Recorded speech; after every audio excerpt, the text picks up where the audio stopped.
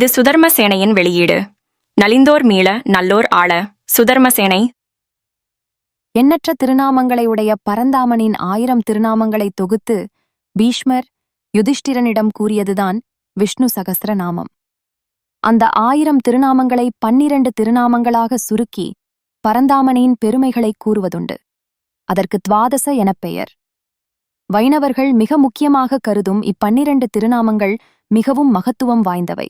மகத்துவமிக்க மாலவனின் 12 திருநாமங்கள் வைத்து அறம்பாடி சித்தர் என்ற பெயரில் வந்த பாடலில் எமையாலும் வேலவன் வெற்றி கரங்களின் எண்ணில் மாலவன் நாமம் தன்னை மறைத்து வைத்தேன் மாமணியே மறை உறைந்து மனமேவும் தூமணியே என வந்துள்ளது.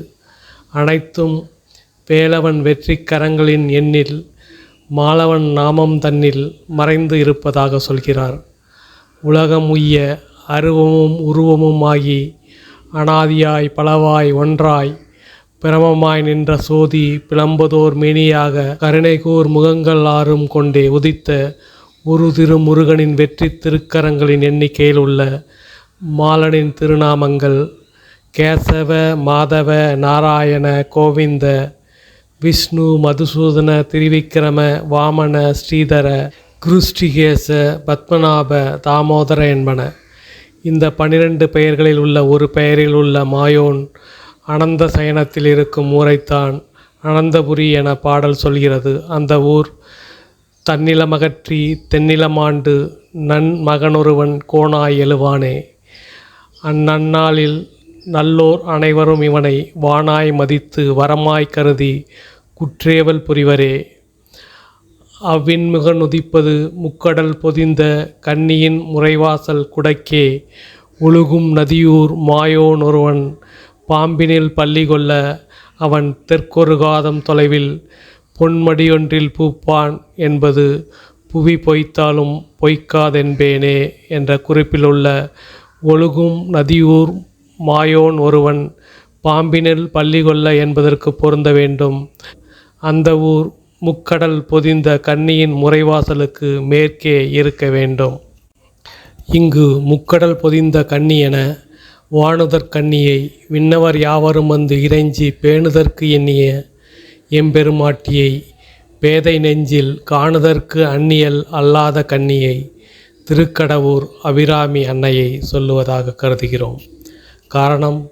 காரணமில்லாமல் செழுஞ்சோழன் ஆண்ட கடையூரில் ஆண்டி கோலத்தில் அடியார் ரூபத்தில் வேண்டி கவிபாடி அன்னை அபிராமி அருளிய பௌர்ணமியை அடியே நினைவூட்டி நாட்டில் இவனொருவன் ஈசன் மகனுருவில் நஞ்சை பெருநிலத்தில் நஞ்ச சூழலிலே வெஞ்சினை பகை வளர்த்து விடியல் அறுவடையை விரைந்தே அவன் அறுப்பான் எனும் குறிப்பு இடம்பெற்று இருக்காது என்பதால் இப்போது நமது நோக்கம் திருக்கடவூர் அபிராமிக்கு மேற்கில் உள்ள ஒழுகும் நதியூர் மாயோன் ஒருவன் பற்றி அறிவதும் அவன் பெயர் மகத்துவமிக்க மாலனின் 12 திருநாமங்களில் ஒன்றாக இருப்பதை நிறுவுவதும் தான். ஒழுகும் நதியூர் மாயோன் ஒருவன் என்பதில் உள்ள ஒழுகு என்ற சொல்லின் பொருள் நிலத்தின் வரலாறு குறிக்கும் கணக்கு. எடுத்துக்காட்டு நாடு பிடித்தார்க்கு ஒழுகை காட்டி. கோயிலின் வரலாறு கூறுவது கோயில் ஒழுகு. ஆக இங்கு ஒழுகும் நதியூர் மாயோன் ஒருவன் என்பதன் பொருளாக நாட்டை வெற்றி கொண்டு எடுத்து வரப்பட்ட நீர் பாதுகாத்து வைக்கப்பட்ட ஊரில் உள்ள மாயோன் என கொள்ளலாம். அந்த வரலாற்றை நினைவில் கொணர இந்த காட்சி உதவும். நம்மலாம் காசிக்கு போனா கங்கை நீரை ஒரு சின்ன பானையில வாங்கி வீட்டில் வச்சுக்குவோம். அதே மாதிரி ராஜேந்திர சோழனும் பண்ணணும்னு நினைச்சாரு. எப்படி? குட்டியா ஒரு பானையில இல்ல, அந்த ஊர் முழுசா கங்கை நீரை ஊத்தி புனிதப்படுத்தணும்னு நினைச்சார். இந்த ஒரு விஷயத்துக்காக ராஜேந்திர சோழன் ஒரு பெரிய படைய நார்த் இந்தியாவுக்கு அனுப்புறாரு.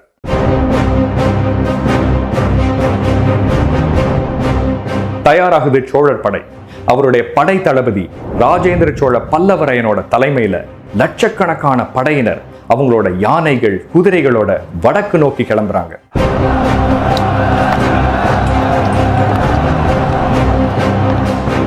சரி, கங்கை நீரை எங்க போய் எடுக்க போறாங்க? இன்னைக்கு வெஸ்ட் பெங்கால்ல திரிவேணி சங்கமம் அப்படின்னு ஒரு இடம் இருக்கு. தஞ்சாவூர்ல இருந்து ஹைவே வழியா போனா 2000 கிலோமீட்டர். அப்போ 1000 வருஷத்துக்கு முன்னாடி எப்படி போயிருப்பாங்க? லட்சக்கணக்கான படையினர், அவங்க தங்குறதுக்கு இடம், சாப்பாடு, அதுவும் ஒரு போர் இல்லாம ஒரு நாட்டுல இருந்து இன்னொரு நாட்டுக்கு போக முடியாது. யோசிச்சு பாருங்க எவ்வளவு கஷ்டம்னு.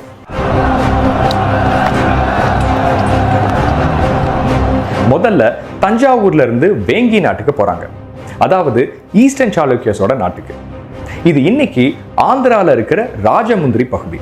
அதுக்கப்புறம் சக்கரக்கோட்டம்ல ஒரு போர் புரியுறாங்க, அது இன்னைக்கு சத்தீஸ்கர்ல இருக்கு, அதுல வெற்றி. அதுக்கப்புறம் பஞ்சப்பள்ளியை அடிக்கிறாங்க, இது இன்னைக்கு ஒடிஷால இருக்கிற புவனேஸ்வர் பக்கத்துல இருக்கு. அதுக்கப்புறம் கோசலை நாடு அடிக்கிறாங்க, இது இன்னைக்கு ஜார்க்கண்ட்ல இருக்கு. இப்ப ரொம்ப பக்கத்துல வந்தாச்சு. அந்த காலத்துல பால சாம்ராஜ்யம் அப்படின்னு ஒண்ணு இருந்தது, இன்னைக்கு இருக்கிற பெங்கால்ல. அத மஹிபாலன் அப்படிங்கிற ஒரு பேரரசர் ஆட்சி செஞ்சாரு. அவர் கையில தான் கங்கை இருக்கு.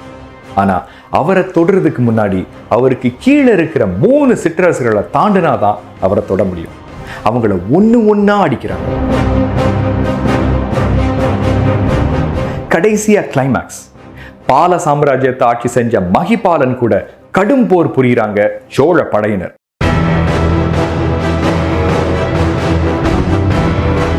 கடைசியில அவங்களையும் துவம்சம் பண்ணிட்டு இன்னைக்கு கல்கட்டா பக்கத்துல இருக்கிற திரிவேணி சங்கமத்துக்கு போய் கங்கை நீரை அத்தனை தங்க குடங்கள்ல எடுத்துட்டு தென்னகத்துக்கு கிளம்புறாங்க.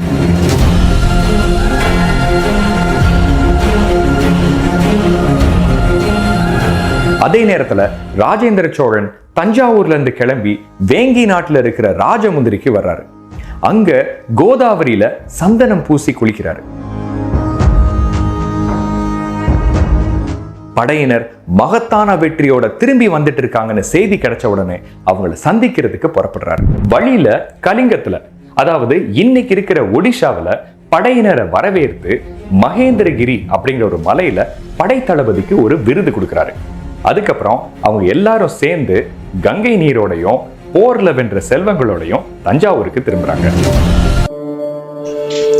இத்தனை பிரயாசைப்பட்டு எடுத்து வந்த கங்கை நீரை எங்கு வைத்திருந்தார்கள்? வரலாற்று சிறப்புடைய திருநோக்கி என்கின்ற ஊருக்கு வந்திருக்கின்றோம். இந்த ஊரினுடைய பழைய பெயர் ஏமநல்லூர். ஏமநல்லூரான திரைலோக்கிய மாதேவி சதுர்வேதி மங்கலம். இந்த சன்னதி இப்போது நாம் பார்ப்பது நுளம்பர் நாட்டிலிருந்து கொண்டு வரப்பட்ட, அதாவது மைசூர் நாட்டினுடைய வடப்பகுதி கொண்டு வரப்பட்ட மிக அழகான கல் திருமேனி. சிவபெருமான் பார்வதியோடு ரிஷப வாகனத்திலே எழுந்தருளி இருக்கின்ற மிக அற்புதமான சிற்பம் இது. இந்த சிற்பம் இங்கு வருவதற்கான காரணம், நுளம்ப நாட்டை நம்முடைய ராஜேந்திர சோழன் வென்று வருகின்ற பொழுது கொண்டு வரப்பட்ட சிற்பமாகும். வடநாட்டில் இருந்து அவர் திரும்புகின்ற பொழுது இந்த வழியாகத்தான் புனிதமான கங்கை நீரை எடுத்துக்கொண்டு வருகிறார். உடையார் ஸ்ரீ ராஜேந்திர சோழ தேவர் கங்கை கொண்டு எழுந்தருளுகின்ற பொழுது இந்த ஊருக்கு வந்து இறைவன் திருவடியை வணங்கியதாக அவருடைய கல்வெட்டு இந்த கைலாசநாதர் கோயிலில் இருக்கிறது. எனவே ராஜேந்திர சோழனும் அவனுடைய தளபதிகளும் அவன் கொண்டு வந்த கங்கை நீரும் வந்திருந்த இந்த கோயில் வளாகத்தில் நாம் நிற்பது என்பது உண்மையிலேயே வரலாற்று சிறப்புடையது என்பதில் ஐயமில்லை. ராஜேந்திர சோழன் கங்கை படையெடுப்பை முடிச்சுட்டு கங்கை கொண்ட சோழபுரத்தில் இருக்கக்கூடிய கங்கை கொண்ட சோழீஸ்வரருக்கு கும்பாபிஷேகம் பண்றதுக்கு கங்கை நீரை திருலோக்கியில இருந்து தான் எடுத்துட்டு போனாரு. அதனால திருலோக்கிக்கு 2 வார் மான்யூமெண்ட்டை கிஃப்டா கொடுத்துட்டு போனாரு.